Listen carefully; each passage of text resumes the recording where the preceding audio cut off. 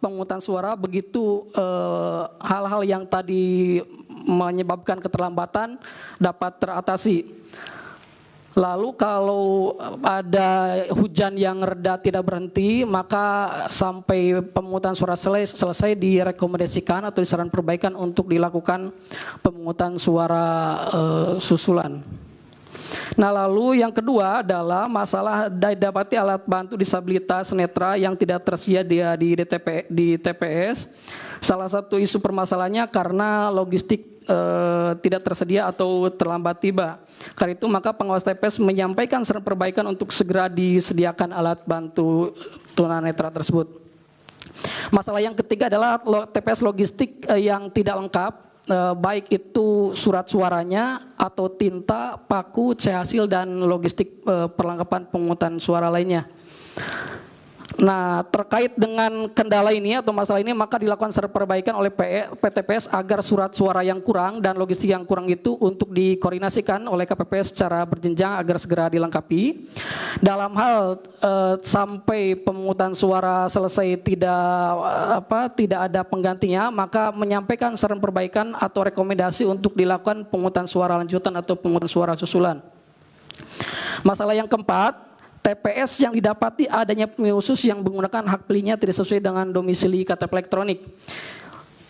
Isu faktualnya adalah pertama, pemilih yang bersangkutan adalah pemilih yang benar-benar bukan penduduk yang datang ke TPS, bukan pemilih DPT, dan bukan pemilih DPK, dialah DPTB yang tidak membawa surat form model A pindah memilih. Kemudian yang berikutnya, maka pengawas menyarankan agar pemilih yang bersangkutan tersebut tidak diizinkan. Dalam hal berdasarkan hasil pencermatan pengawas pemilu, nyata terbukti adanya pemilih yang tidak memenuhi syarat tersebut, maka direkomendasikan untuk pemungutan suara ulang. Iya, itu dari 19 diantaranya itu ya. Baik, Yang Mulia. Ini konteksnya apa ketika itu kok ada siaran pers itu, apa memang ada laporan ataukah temuan sendiri dari Bawaslu? Baik Yang Mulia, dalam rangka melaksanakan tugas dan fungsi kelembagaan pengawas pemilu, maka salah satunya adalah menyampaikan informasi hasil pengawasan secara cepat. Nah, kebutuhan ini adalah dalam rangka menginformasikan bahwa terkait hal tersebut yang ada dalam pemungutan dan penghitungan suara, Bawaslu telah mengidentifikasi 19 masalah pada pemungutan dan penghitungan suara dan telah dilakukan langkah tindak lanjut dan semuanya telah disiarkan di siaran pers. Demikian Yang Mulia. Dari 19 itu apa yang menurut saudara, yang pengetahuan saudara yang krusial yang baik? Mohon izin Yang Mulia, yang krusial itu diantaranya adalah pemilih yang mencoblos 2 kali. Kemudian yang kedua adalah pemilih khusus yang tidak sesuai dengan domisili. Nah, terkait dengan pemilih yang mencoblos 2 kali, ketika dikonfirmasi ke pengawas TPS, kejadiannya itu ada, izin saya coba cek.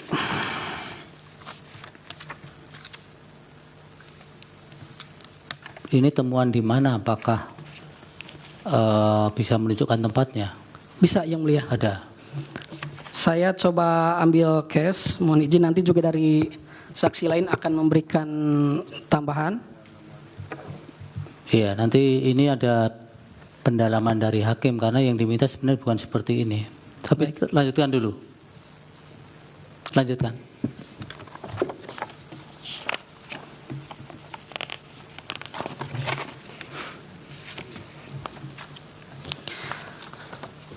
Yang berikutnya adalah TPS mengalami surat suara yang tertukar.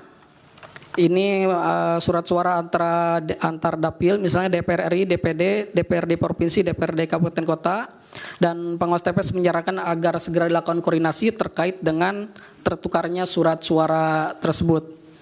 Nah, ada kondisi yang dalam hal surat suara tertukar itu tidak ada di TPS yang lain, maka kebijakan KPU dan Bawaslu adalah surat suara yang tertukar itu tetap digunakan, tapi yang dihitung itu surat suara partai politik.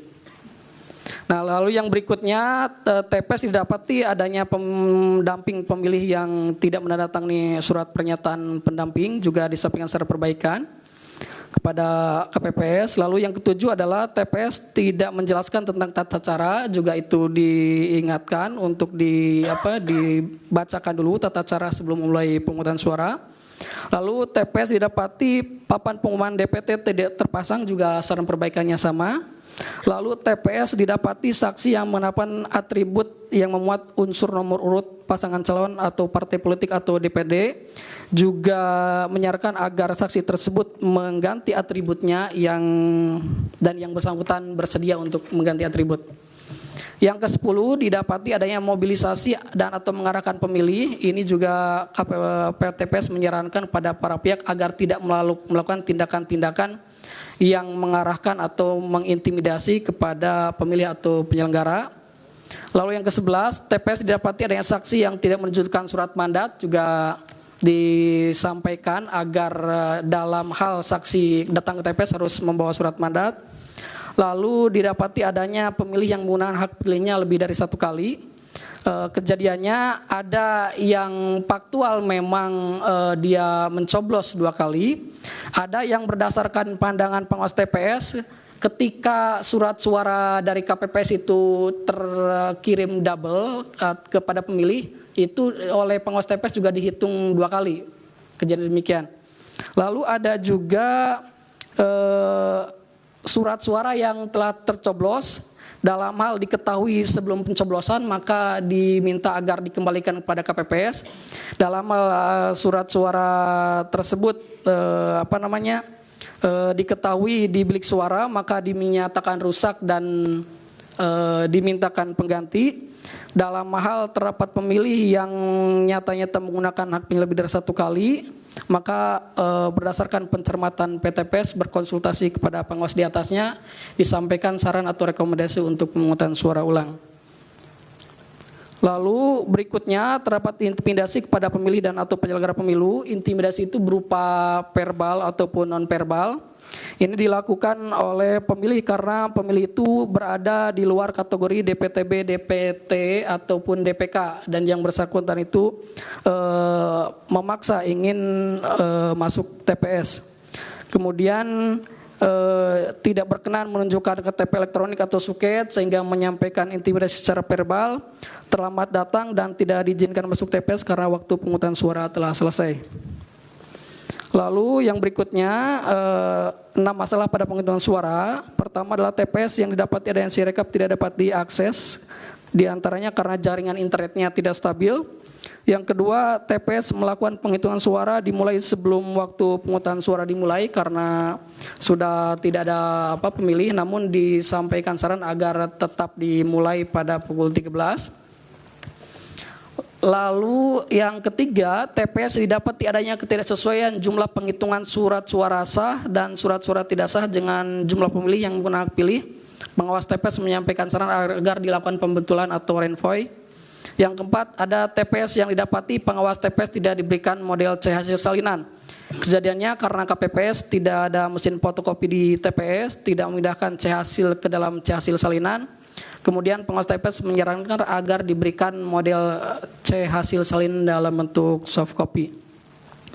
Masalah kelima, TPS yang didapati saksi pengawas TPS dan masyarakat tidak dapat menyaksikan penghitungan suara dengan jelas.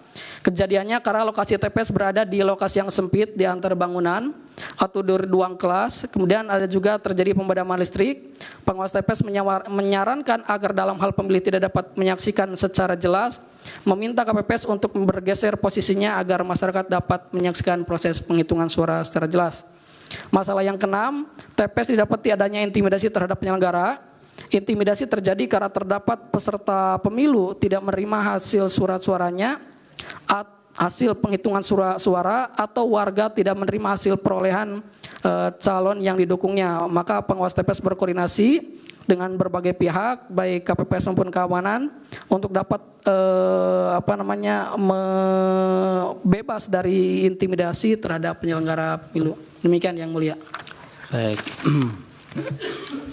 Jadi itu kumpulan-kumpulan masalah yang dihimpun kemudian disiarkan pers gitu ya. Betul Yang Mulia. Tapi data-data setiap kasusnya ada ya? Ada Yang Mulia. Baik, kemudian Hari Dirmanto. Baik, saya Iya, dari Kalimantan Timur ya. ya. Sebagai apa ini, saudara di sana? Kehadiran kami sini untuk menerangkan. Bukan saudara dari Kalimantan Timur Ya. di Bawaslu Kalimantan Timur. Ya, sebagai ketua di Bawaslu Ketua ya. Provinsi Kalimantan Timur. Jadi tetap melekat ya sumpah saudara sebagai penyelenggara Baik. berlaku juga di persidangan ini sehingga diharapkan tidak berbohong di persidangan ini. Silakan Pak. Ya, izin memaparkan dengan slide Yang Mulia. Nah, di kesempatan ini kami ingin menyampaikan tadi membreakdown soal isu-isu yang disampaikan oleh saksi sebelumnya tentang 13 ya peristiwa yang terjadi pada saat pemungutan penghitungan suara.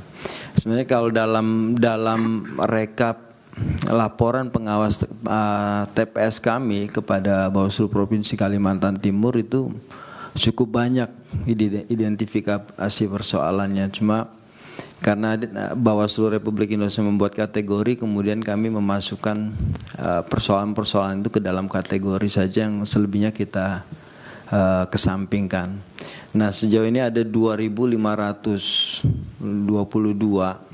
data yang masuk soal kejadian-kejadian khusus pada saat pemungutan penghitungan suara. Kemudian dilakukan validasi menjadi 1.851. Kemudian kita bagi ke dalam beberapa kategori. Nanti kalau kita bisa telusuri peristiwanya ada di TPS apa aja melalui tayangan ini. Ini bisa dipisah Pilpres atau gabung dengan? Nah, penyampainya semua bulat soal berhubungan dengan pelaksanaan Pileg dan Pilpres ya? Iya, Pileg dan Pilpres. Nah, kalau dalam slide ini bisa kita lihat bahwa kejadian-kejadian seperti TPS dibuka melewati. Nggak bisa dipisah ya antara persoalan yang berkaitan dengan. Nanti bisa kelihatan pada saat kita lihat back data dasarnya, sumber data masalahnya. Nanti di situ kejadian-kejadian seperti TPS dibuka melewati. Nggak bisa dipisah ya antara persoalan yang berkaitan dengan. Nanti bisa kelihatan pada saat kita lihat back data dasarnya, sumber data masalahnya. Nanti di situ kita misalkan kita klik misal di TPS dibuka melebihi waktu, kemudian kita ke data dasarnya. Baru kelihatan kasusnya ya. Ya, akan kelihatan di TPS mana, kajian kejadiannya seperti apa. Nah, ini himpunan persoalan-persoalan yang dihimpun di satu masalah, setiap masalah itu. Ini bagian yang sudah disampaikan ke Mahkamah oleh Bawaslu ya, oleh Pak Ketua kemarin. Ini belum ya. Belum. Ini sistem teman-teman Provinsi Kalimantan Timur yang menurut kami bisa dijadikan best practice ke depan. Ini berbeda dengan Siwaslu karena Siwaslu pakai pertanyaan ya dan tidak, kalau ini lebih kepada LHP, laporan hasil pengawasan. Demikian yang mulia. Sampaikan ini berikut akan kami sampaikan sebagai bukti tambahan. Berikut akses kepada yang mulia untuk melihat tentang Provinsi Kalimantan Timur. Berupa apa nanti yang diserahkan ke Ini Mahkamah? Excel dan juga ini bisa diakses oleh yang mulia. Oke, lanjutkan dulu. Ya, baik.